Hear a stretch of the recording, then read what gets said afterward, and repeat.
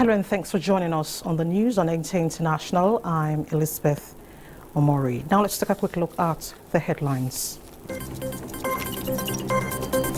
2022 flood, Nigeria loses more than 700 billion naira worth of food.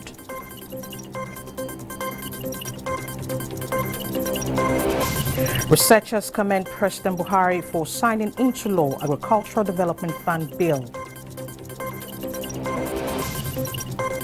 Pakistan's former military ruler Pervez Musharraf dies in Dubai.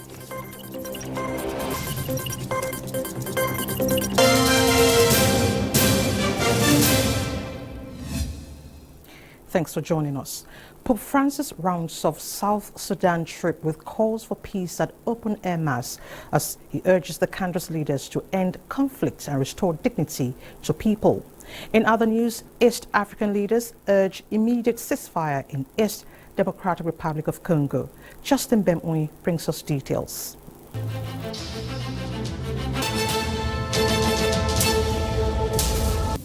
Con almeno 4 milioni di figli di questa terra sfolati. Pope Francis appealed to the people of South Sudan to lay down their weapons of hatred at an open-air mass on the final day of his pilgrimage to a country blighted by violence and poverty.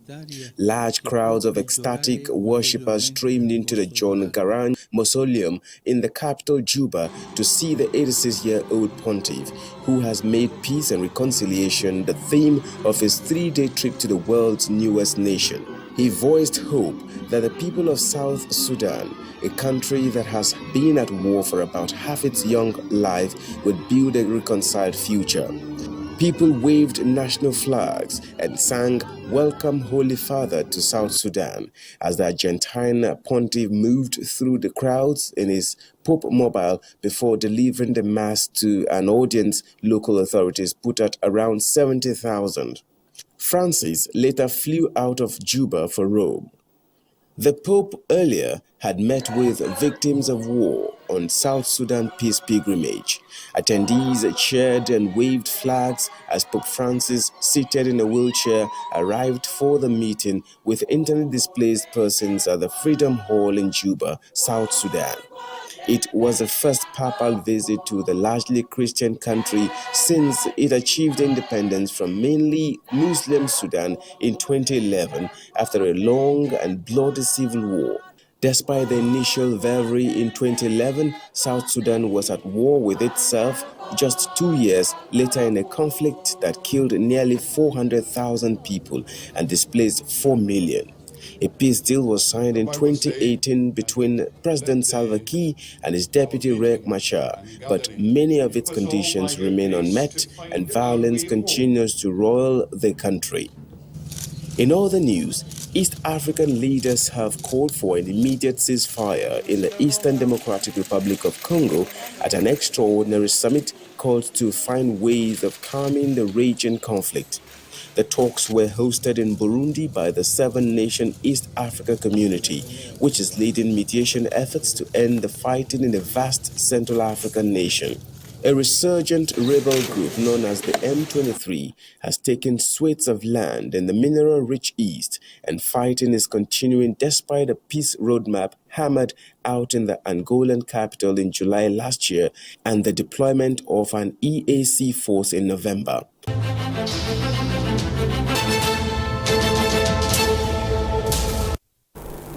Thank you, Justin, for the updates. Now, still on the foreign scene, Pakistan's former military ruler, Pervez Musharraf, has died in Dubai at the age of 79 after long illness. Reports have it that the army confirmed the 4-star general dead in a hospital in Dubai Sunday morning. Pakistan's exiled former military ruler, Pervez Musharraf, who became a key U.S. ally during the War on Terror, died in a Dubai hospital on Sunday, aged 79, after a long illness. Musharraf seized power in a 1999 bloodless coup and was acting simultaneously as Pakistan's army chief, chief executive, and president when the 9/11 attacks on the United States took place. Dear brothers and sisters, your armed forces have never and shall never let you down, inshallah. This was after the then Prime Minister Nawaz Sharif tried to dismiss him as army chief, having appointed him above more senior officers a year earlier. The general twice suspended the constitution and was accused of rigging a referendum shoring up his power, as well as rampant rights abuses, including rounding up opponents during his nearly 9-year rule. Nonetheless, he became Washington's chief regional ally during their invasion of neighboring Afghanistan. The decision made after the U.S. issued a for us or against us ultimatum put him in the crosshairs of Islamist militants who made several attempts on his life. But he also earned Pakistan a huge influx of foreign aid, which bolstered the economy. In more than 7 years in office, he oversaw a stint of economic growth while dodging at least 3 assassination attempts. Justin Bemunyi, NTA News. And joining me live to discuss on the death of Musharraf is the former Nigerian ambassador to Pakistan, Ambassador Dauda Danladi. Ambassador, thank you so much for joining us on the news. You know, there have been so much mixed reactions on the life and times of Musharraf. How would you describe this man?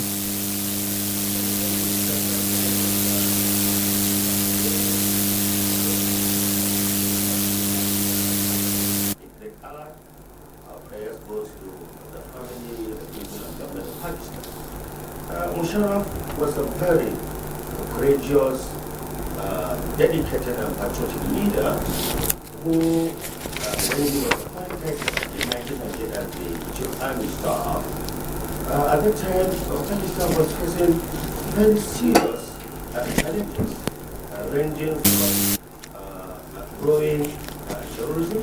The country was isolated internationally. The country was virtually bankrupt economically, and of course, as you know, looking at the checkered political history of Pakistan, you see that the opposition have always... All right, Ambassador, I'm so sorry I have to cut you there. We seem to be having glitches with your audio. We'll come back to you after the next report. Do bear with us. Moving on now, President Muhammadu Buhari condemns the attack on vigilantes at Yatgoje Forest in Jibia local government area of Katsina State, where many lives were lost.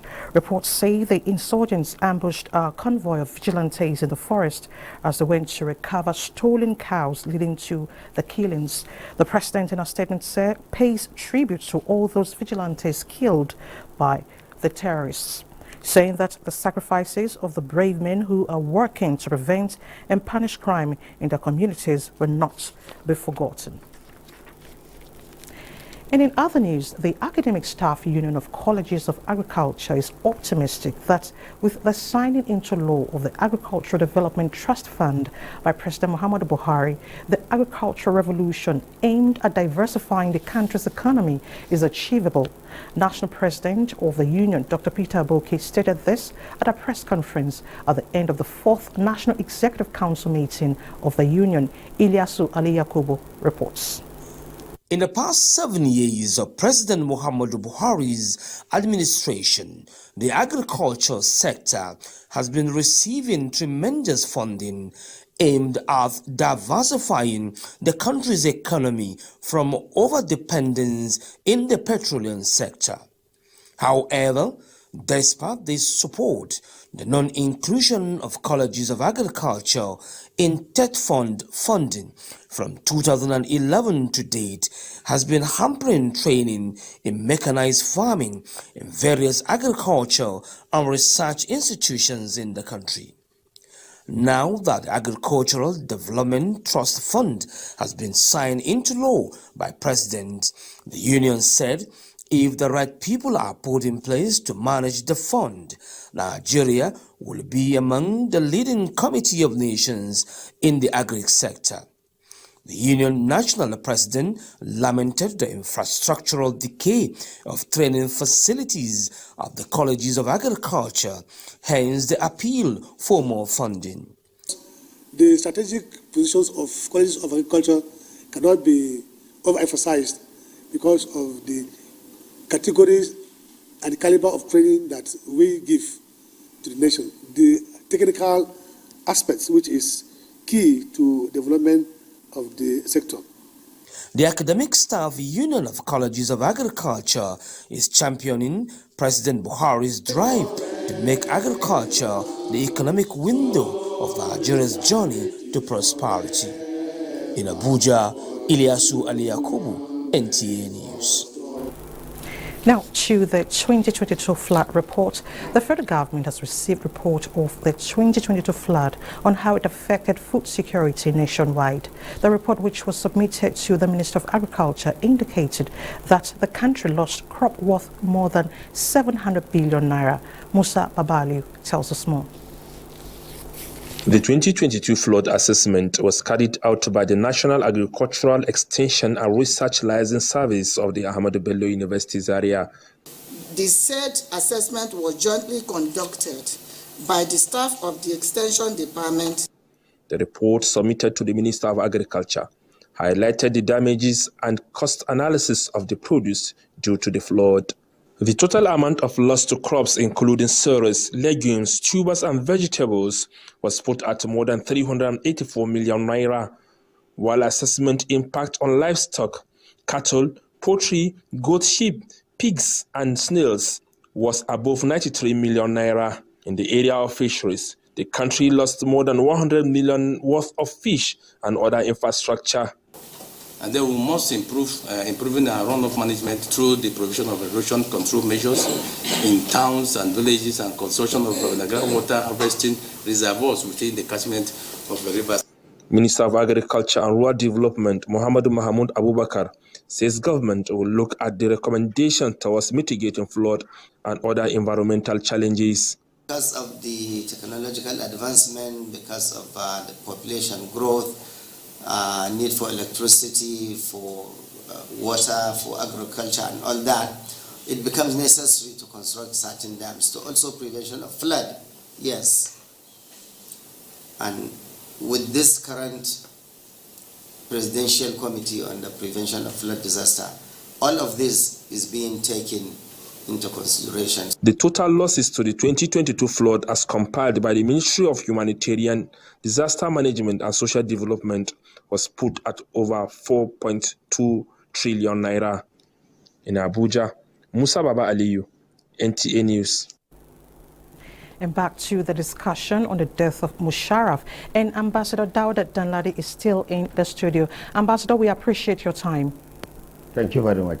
All right, you spoke briefly about the life and times of late Musharraf, but really, what effect will his death have on the current political situation in Pakistan? Well, I think, let me start by saying that the West, especially the United States, have lost a great ally. The people of Pakistan and government have also lost a great patriot. Remember that when Musharraf came into power in 1999, Pakistan was facing very serious economic, social and security challenges. Pakistan was virtually economically bankrupt when he came into government. Pakistan was isolated internationally. And of course, Pakistan was facing very serious political instability. Following the checkered history of previous governments, the opposition have always collaborated with the arbitrate elected government in Pakistan. So since independence, no elected government has completed a term in office. But when Musharraf came in, Musharraf was able to stabilize the polity. He built very strong democratic institutions. And if you recall, in 2008, when he contested the election, because of the institution that he has put in place, he lost that election because elections were conducted free and fair during his term. Again, his strong point was that he was able to get Pakistan out of the economic woes that Pakistan was facing. He was able to attract huge foreign investment, never witnessed for over 30 years in the history of Pakistan. He was able to leave about $16 billion in foreign reserve. He was able to introduce reforms with greater emphasis on science, education and health. And today, even Nigeria, we are beneficiaries because we have 12 Super Musharraf trainer aircraft that is assisting the armed forces of Nigeria in combating the terrorism in the country. And that was due to the emphasis on science and technology, which was really started during I have Musharraf's to come time. in there. Could you recall, during his reign as a military ruler, how would you describe the relationship between Pakistan and Nigeria, especially Africa as a whole? Let me start by saying that right from independence, Pakistan has been very great ally to African countries. We have very robust diplomatic relations. Most of our military generals were trained in Pakistan, going back to the days of our great General IBB, right down to most of the officers. And even now, there are still officers undergoing various training in Pakistan. Pakistan has assisted countries like Algeria, Morocco, Libya, Egypt, and Namibia. Pakistan was in the forefront against the fight against discrimination apartheid regime in South Africa. So during his term, there was robust military cooperation with African countries, and over dozens of African countries have their embassies in Islamabad. Some have concurrent accreditation with Pakistan. So, and we are also members of the D8 countries. We are also members of the OIC. Yes. And it has been very cordial. Very cordial. All right, you know, Africa is confronted with so many challenges. What virtues can African leaders emulate from this great man? Well, I think it is our leaders would expect them to be patriotic, to be selfless, to be dedicated, to be focused, to revamp our agricultural sector, to ensure that industrialization takes place in African countries, to put in place strategies and policies that will harness the abundant mineral resources that we have in African countries to develop the African countries. You see, the African continent is rich. It's we, the Africans, that are poor. And what is required is the political will and the strategy that will harness our abundant resources so that Africa can get out of poverty and Africa can provide sustainable development that will put our people, put the countries, our African countries at par with developing, with advanced countries. Ambassador Dauda Danladi, we want to thank you so much for coming on the news. Thank you for enlightening us. Thank you very much for inviting me. Thank you so much. News on NTA International, reaching you live from Abuja, the nation's capital. Let's take a breather now. More reports ahead. To stay with us. Welcome back. Governor Mohammed Badru Abubakar of Jigawa State has approved the appointment of Hamim Nuhu Sanusi as the 22nd Emir of Dutse. This was contained in a statement signed by the Secretary to the Government of Jigawa State, Adamu Abdulkadir Fanini. Hamim Nuhu succeeded his father, Nuhu Muhammad Sanusi, who died on Tuesday, 31st of January 2023, after reigning for 28 years. Until his appointment as Emir of Dutse, Hamim Nuhu Sanusi held the title of Dania Dutse. The Northeast Development Commission is expanding its horizon to include the local government council in the development of the region in order to avail the locals the opportunity to participate in the rebuilding process. Managing Director of the Commission, Mohammed Goni Alkali, is optimistic that this will enhance and ensure and exercise devoid of sabotage. Ilyasu Ali Yakubu reports. The Northeast Development Commission has been collaborating with various institutions from within and outside the country for the rapid development of the region. This time around, the 112 local government council chairmen in the 6 states of the region are put under one roof to discuss better ways of rebuilding the region. Managing Director of the Commission thank JICA for the opportunity given to selected persons on study tour to Japan to have first-hand information on the Hiroshima post-war and Great East Japan earthquake. And the key lessons learned during the tour are inclusiveness of the local communities in recovery and development planning, governance to reduce trust deficit between government and the people. So adapt some of the good that they have from there into our own situation, considering that we have a social justice issue that we have to address. We'll put that into consideration when we're trying to formulate our own solutions to solving our problems. The Northeast Development Commission has been looking inward in the bid to rapidly develop the region within the stipulated time. In Abuja, Ilyasu Aliyakubu, NTA News. Meanwhile, the Biotechnology Advanced Research Center of the Sheda Science and Technology Complex is driving the bioeconomy in Nigeria by providing guideposts to human cell culture and research that borders on discovery as well as development of drugs for the treatment of many neglected tropical diseases. Director General of the agency confirmed this alongside other breakthroughs on ARI at the just concluded Science Expo. Justin Bemoy reports. Among the many neglected tropical diseases as well as non-communicable diseases of concern are the various types of cancer, including breast, prostate and brain cancer. The Medical Biotechnology Department of the Biotechnology Advanced Research Center, Sheda Science and Technology Complex, SHESCO, has developed different drug delivery strategies to achieve specific targeting of these diseases. The good news now is that SHESCO, being one of the hosts to Human Cell Culture Facility in Nigeria, has come out with a major breakthrough in its research with the discovery of $1 million anti-cancer agent called prodigosane. Yes, the human cell culture, we actually started that based on our research work on cancer cells. And then these cancer cells, we are looking at a particular drug, prodigosane, which we produce and which we felt is an anti-cancer drug. And then for you to see the efficacy, we have to cultivate the cancer cells in vitro, that is outside the body. So we do that in the laboratory, and through experiments and other things, we're able to now can culture any other cell other than cancer cells.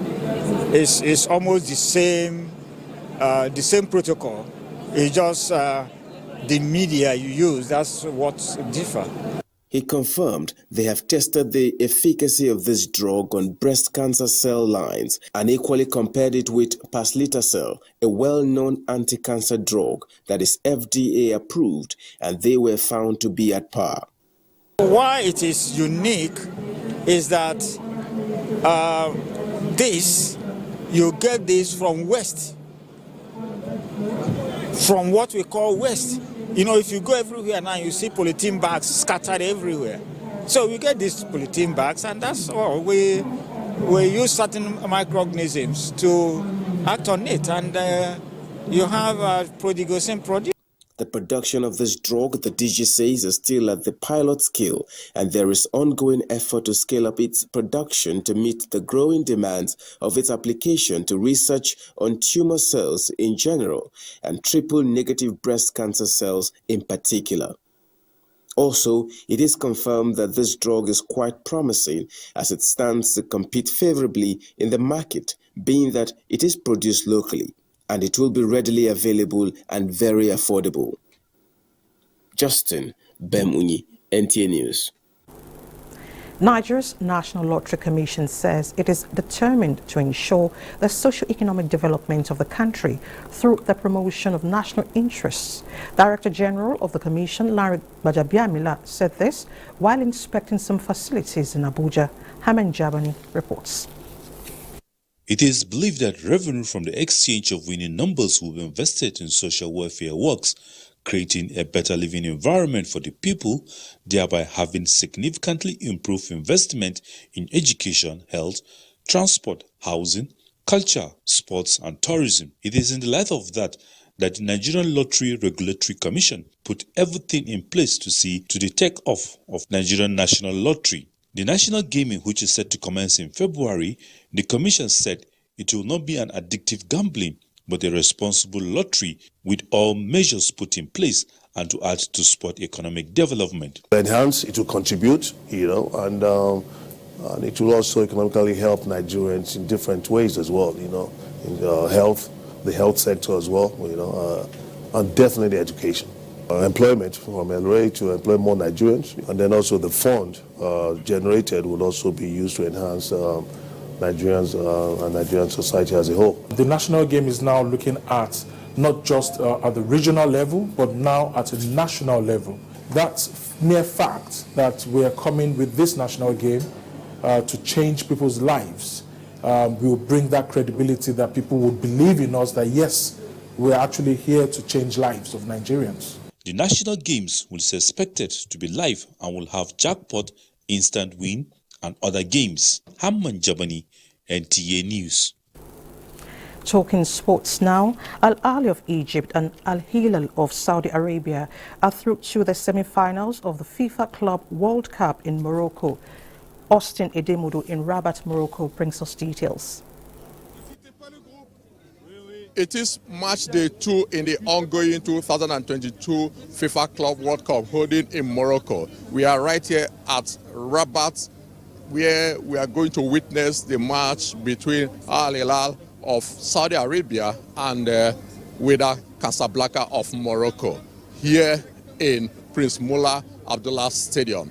Already fans are trooping into the stadium, as you will see, and it's going to be an interesting match. I have some fans here from Saudi Arabia who have come to support Al Hilal. Please, can you tell us how you feel coming to Morocco from Saudi Arabia to witness this important match?